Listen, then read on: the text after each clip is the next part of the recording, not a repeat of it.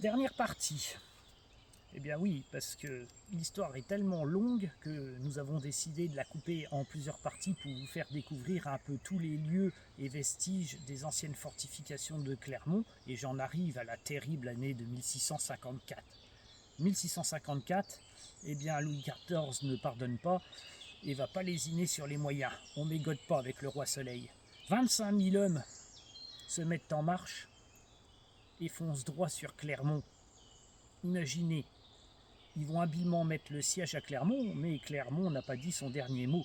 Cette ville frondeuse qui a trahi et qui a rallié les Espagnols avec Condé va le payer très cher. Car dans l'armée de Louis XIV, eh bien, il y a déjà un génie, des sapeurs très efficaces. On encercle complètement la ville et puis on va creuser des galeries de mines. Pourquoi? Eh bien souvent, malgré la puissance des fortifications, revenons au système médiéval pour comprendre, on creusait une certaine profondeur dans le sol et on faisait une assise souvent avec un coffrage de poutres de bois, mélange de pierre, et ensuite on posait les murailles.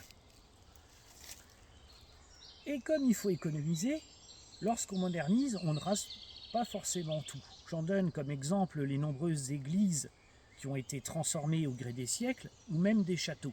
La pierre est chère.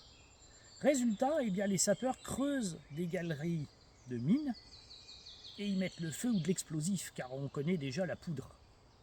Et finalement, les 400 braves défendeurs de la ville, qui ont donné tant de bravoure pour résister, eh bien, avec la destruction d'une partie du système défensif, l'écroulement des murailles, eh bien, les troupes royales de Louis XIV vont pénétrer et prendre le contrôle de la ville.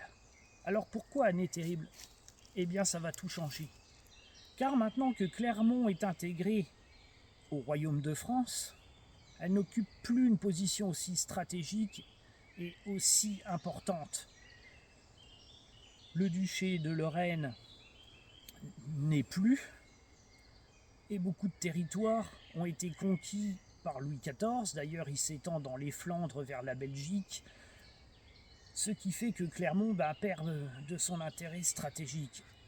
Et puis en même temps, les fortifications, eh bien, avec tous ces conflits, ont pris vraiment cher et ne sont plus non plus tout à fait optimum.